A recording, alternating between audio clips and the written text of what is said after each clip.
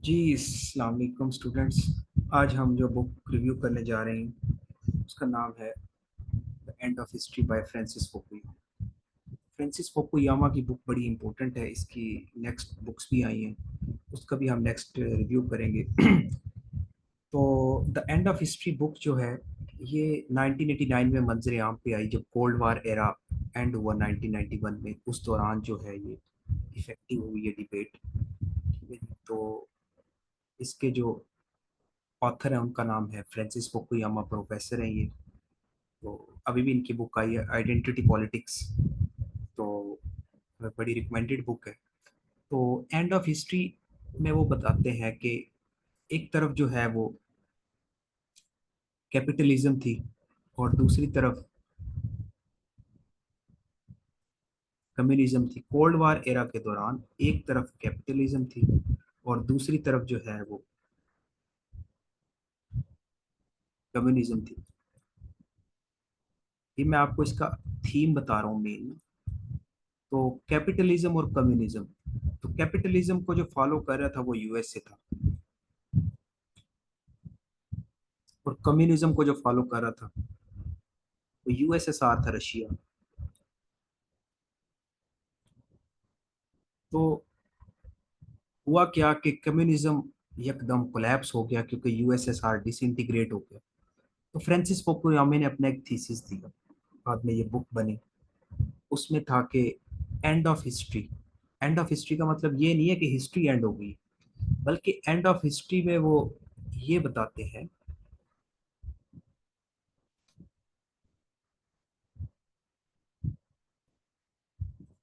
End of history में वो ये बताते हैं कि अब एंड ऑफ इवेंट्स हो गए। ठीक है, कि इवेंट्स जो है वो एंड हो गए। अब कोई भी आइडियोलॉजी नहीं बची, बल्कि एक आइडियोलॉजी बची है, वो बचे अमेरिकन आइडियोलॉजी। मतलब कम्युनिज्म खत्म हो गया और कैपिटलिज्म आ गया। तो कैपिटलिज्म में भी लिबरल डेमोक्रेसी जिसे हम कहेंगे। ठीक है, कैपिटलिज्म क्या कहते थे? कैपिटलिज्म स्कूल ऑफ थॉट जो थी वो ये कहते थे कि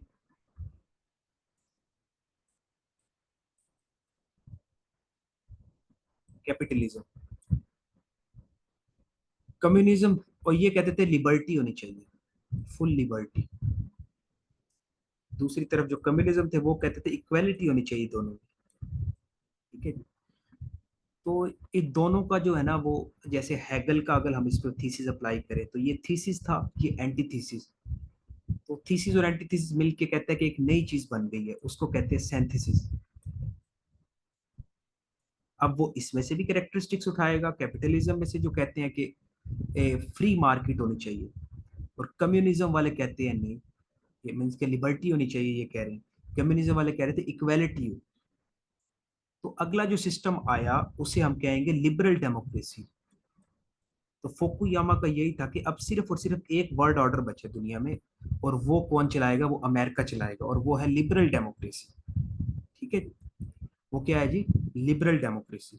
उसके अंदर इन दोनों का जो है ना वो मिक्सचर होगा। कैपिटलिज्म में से उसने क्या ले लिया? लिबर्टी ले ली। और कम्युनिज्म में से उसने क्या ले ली? इक्वेलिटी। लेकिन इक्वेलिटी किस में आएगी? इक्वेलिटी आएगी आपके पॉलिटिकल सिस्टम में। मींस कि आपका वोट क्या होगा? सबका इक्वल होगा। डेमोक्रेसी है ना, लिबरल डेमोक्रेसी।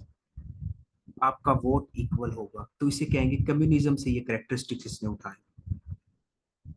और लिबर्टी किस में है? लिबर्टी इकोनॉमी में है। ओपन मार्केट कर दी, कैपिटलिस्ट का एक कैरेक्टरिस्टिक्स था। आज देख ले, हम ओपन मार्केट ही है आज में। ठीक है, आप जितना मर्जी पैसा इन्वेस्ट करें उतना आपको बचता है। तो फ्रांसिस फुकुयामा ने कहा, क्या कहा? उसने यही बात की कि चीजें जो है वो दोनों तरफ से हमने ली,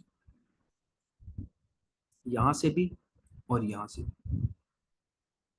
ठीक है, कम्युनिज्म से भी ली और कैपिटलिज्म से भी ली, दोनों से चीजें। और उसका मिक्सचर बन गया, और वो क्या है? Liberal democracy. जो सिस्टम कौन चला रहा है? अमेरिका। और यही एक सिस्टम बचा है, क्योंकि यूएसएसआर बाइपोलर वर्ल्ड ऑर्डर था ना उस टाइम। यूएसएसआर था, कोल्ड वार एरा की बात हो रही है, और यूएसए था। अब यूएसएसआर खत्म हो गया, और एक कौन रह गया? अब यूएसए रह गया। और वो क्या है? Liberal democracy. ठीक है जी।